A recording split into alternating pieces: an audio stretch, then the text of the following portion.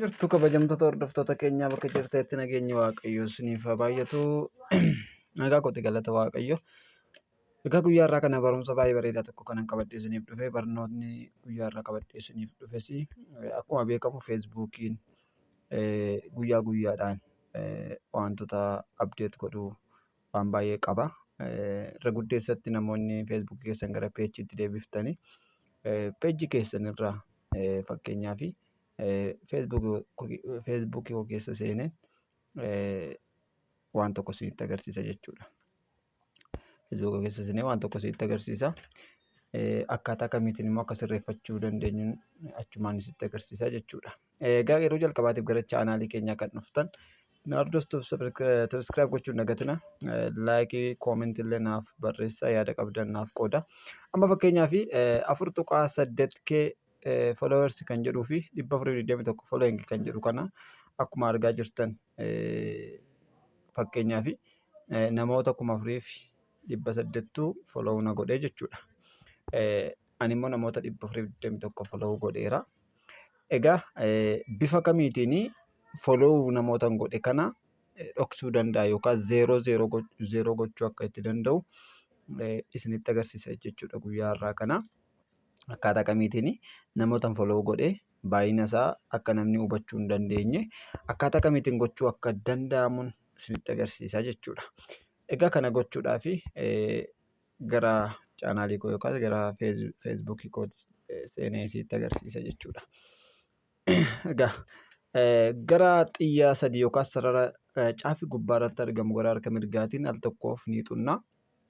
Erga achi xunnee booda kun haala kanaatiin piroofaayilii koo naaf baasa jechuudha. Piroofaayilii koo haala kanaan naaf fida. Noormaalii warri feesbuukii keessan gara peejiitti deebistan haala kanaan isinii fida. Warri peejii dabalataa immoo qabdan kunoo cina isaatti isinii fida jechuudha. Akkaataa kanaatiin warri kun warra peejii dabalataa qabanidha jechuudha.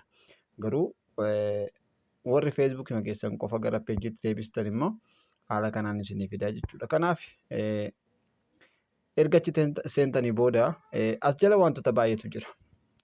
Wantoonni nu fayyadan waan baay'eetu jiru. Kan nuti ittiin fayyadamne jechuudha. Kan nuti ittiin fayyadamne waan baay'eetu jiru. Isaan keessaa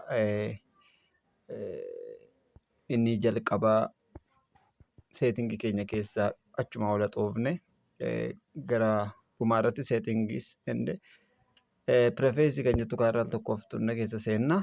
Ammallee seetingii kan jettu fiddi hubachiisa garuu bilbilli namoota hundaa haala kanaan fiduu dhiisuu danda'a. Bilbilli namoota tokko seetingiis iddoo lamatti akkaataa kanaatiin fiduu danda'a jechuudha. Erga haala kanaan nuuf fide ammallee seetingis kan jettu kanarraa al tokkoof xunna keessa seennaa jechuudha. Egaa as keessatti barumsa baay'ee kana dura isin barsiisaan ture wantoota baay'ee jechuudha. Namoonni peejiin keessan guddatee feesbuukii keessan veerifaayi karaa ittiin godhachuu dandeessan kallattii kanaatiin jechuudha. Keessa seentanii kallattii qaba kaffaltii xiqqoo kan gaafatu haala sanaatiin veerifaayi godhattu jechuudha. Garuu har'a kan isinitti agarsiisuu barbaade dhimma sana utuu hin taane dhimma peejii keenya yookaas namoota follow goone namni akka hin argineef karaa ittiin dhoksuu dandeenyuun isinitti agarsiisuu barbaade jechuudha. Egaa isa sana argachuudhaaf kunoo followers and public content kan jettu kunoo bakka kanatti argamti.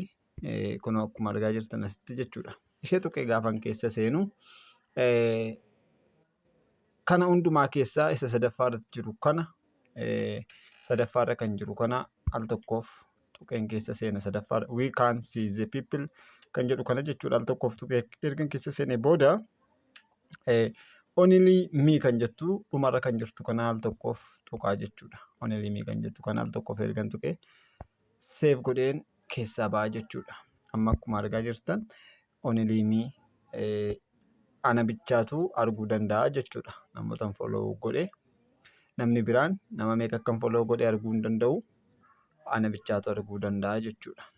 Inna haala kanaatiin namoonni peejii feesbuukii fayyadamtan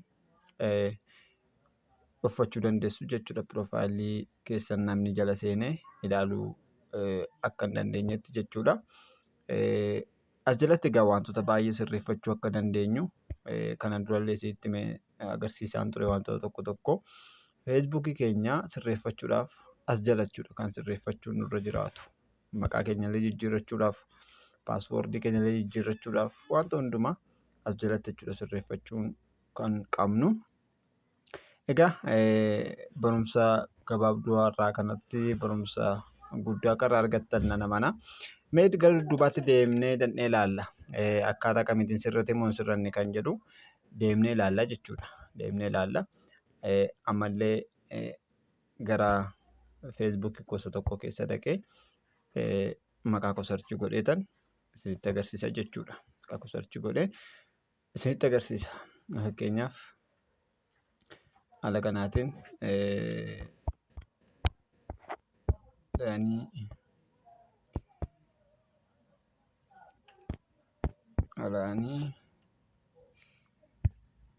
jedhee haala kanaatiin gaafa baasu kun akkuma argaa jirtan foloongii 0 godhee jira jechuudha. 0 ta'ee jira. Namoota meeqa akkan foloo godhee oomaa bakka itti agarsiisu hin qabu jechuudha. Namoota foloo na godhan malee namoota ani foloo godhee gonkumaa hin agarsiisu jechuudha. Kunoo bakka kanatti kan argitan haala kanaatiin jechuudha sirreeffachuu kan qabdanii. Egaa namoonni feesbuukii keessan akkaataa kanaan sirreeffachuu barbaaddan sirreeffachuu dandeessu isiniin jedha. Namoonni haaraa taatan feesbuukiidhaanis haa ta'u yuutuubii irrattis haa ta'u barnoota adda addaa darbee waan kennuufi chaanaalii keenya sabiskiraayib gochuun hin dagatinaa. Gaaffiif yaada qabdan koomentii irratti naa barreessaa. Barnoonni har'aaf qabadhee isiniif dhiyaadhe kanumaadha. Amma xumuraatti waan wajjin turtaniif galatoomaa. Turtiin keessan nu wajjin haa ta'u guyyaa biraallee barumsaan qabadhee isiniif dhufe koomentii irratti naa barreessaa wanta isin rakkise jechuudha. Nagaadhaan.